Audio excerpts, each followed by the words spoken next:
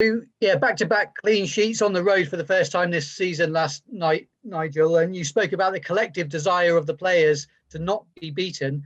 Can you give us an insight into how you've stoked that desire in the players? Have you had to do a lot of work with them on the training ground on anything in particular to drill that into them?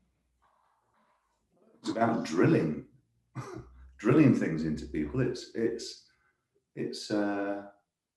It's more about including the players in the reason why we're doing things to get a better understanding of what we need to do collectively to pick points up. So, we can't be one-dimensional with how we go about going into games. There are times that we'll be able to play fluid football, and there'll be times that we also need to be aware that in games we're not always going to be on top, and there are ways to stay in a game. And so it's more about that. It's not about drilling it into players at all. It's about encouraging a collective spirit in which the players play a part of creating the atmosphere and the culture, and that's really what it's about. How important is the balance of a side when you pick a team, Nigel? Obviously, some managers say you've got to have certain boxes that you tick in terms of being able to compete at set pieces, for example. How important is the balance of the side? I can't speak for other managers, so I don't know what you're alluding to, but I think what you always need is players who are prepared to do the jobs that are needed. We sometimes give away some sort of physical advantage to our opponents in terms of height, stature, but I think our players have proved over the last two games how important it is to have a commitment to a united commitment to keep the ball out of the net. And it's not always going to work, but I think what drives it is the understanding of what we're trying to do, and that everybody's job is important.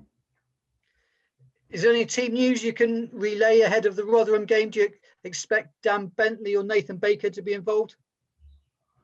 Well, Bakes has trained today, and he's looking good. Dan is recovering, so providing he's given the go-ahead by the doctor, there's a possibility of him training tomorrow. So we'll just see. Hopefully, the answer to that will be there is a possibility that both be involved, but those decisions will be made when we get the players back together tomorrow to assess them again, because you'll appreciate that travelling back last night, yourself, you were there. It's a quick turnaround for the players who have performed last night. Today's about making sure the recovery is right, and again tomorrow we'll have another look. And it may be that there may be changes for the weekend just because of the number of games that we've played in a short period of time. But I'm really pleased with the application of the players, and I think that we don't go into games setting out just to draw it. Don't misunderstand me. It's important to try and have a plan which allows you to win the game. But as last night proved, it was a very tight affair, and although we conceded quite a bit of possession, we were very resolute and solid, and we had our chances. So another day it goes a different way, but I'm really pleased that we picked up a 0-0 draw. It's a clean sheets. There are always positives out of games, and I think moving forward we need to have a few different strategies in our armory to go out there and beat sides, and so it was good for the players last night. How do you view the challenge of Rotherham next? They've obviously been affected quite badly by COVID, unfortunately, over the last few weeks. Yeah, they've got a number of games to catch up, and it's very difficult to fall behind in fixtures.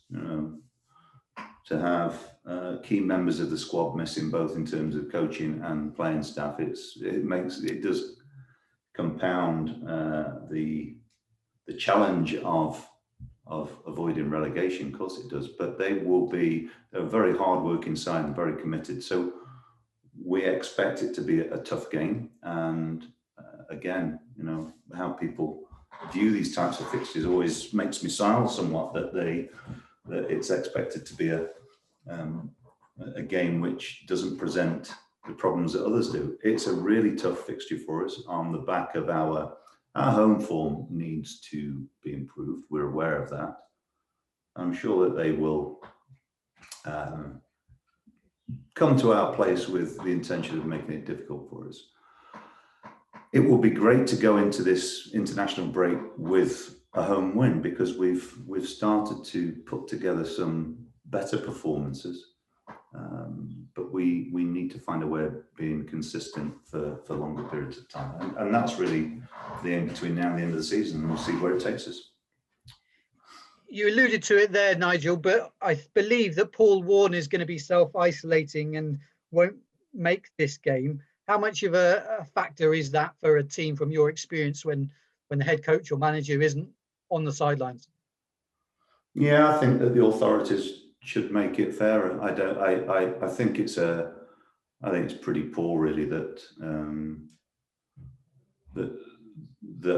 a team like Rotherham will have to have a congested games program. It shows you that there is a necessity for us in the industry to meet deadlines, just because of the bigger picture. Doesn't make Rotherham's situation easier at all. And I have sympathy for that.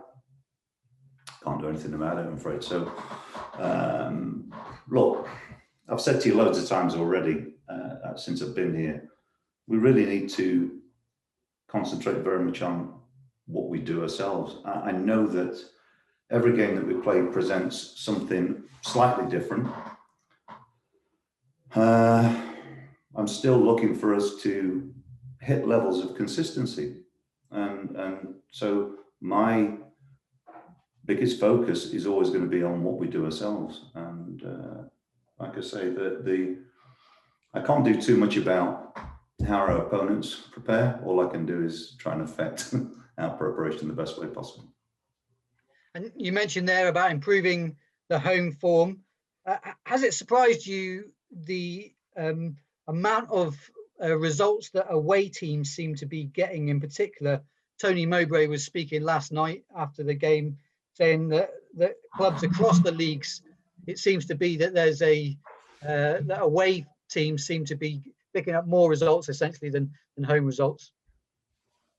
I've not really looked at statistics in great depth, if I'm honest, but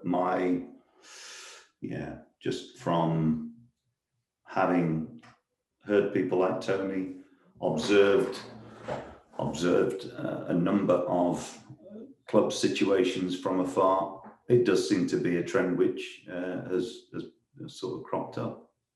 I suppose what it does illustrate is how important fans are in the game. So who knows what the real reason is for it, but it certainly doesn't, when you play at home, a big part of the experience of playing at home is to have your supporters there and to have the atmosphere that is very special to your own club. So I think it stands to reason that it's not necessarily going to be as straightforward as people would expect. But I'm not going to waste time and energy trying to pull that argument apart. The most important thing at the moment is we need to find a way to make sure that our performances at home yield enough results here on in. And to do that, we have to detach ourselves from all the other side issues about that and just concentrate very much on performance, because that's really what it's about. There's no getting away that some players do respond and have motivation to play in front of supporters more than others. But again, I don't think it's quantifiable, and at the moment, and I'm not going to really spend too much time, because I haven't really got too much time to dwell on things like that. At the moment, it's about concentrating very much on our collective efforts. So that's what I'll do. Just finally, on international break coming up, you've got several players who've been called up by their countries, such as Adrian Mariappa with the Jamaica squad, I believe, due to play against the US in Austria. Bamra Jeju called up by Senegal. Do you expect all these guys to travel away with their countries? Is there any chance that they might not go away with their countries because of the international travel? There is a chance, but not that I'm going to disclose at the moment. So I'm afraid it's wait and see. I'm preparing very much for the game first and foremost. You'll find that out in due time. No worries. Do you have any plans yourself, Nigel, over international break? Working. And any time that I have, it's private time. So quite frankly, none of your business. No worries.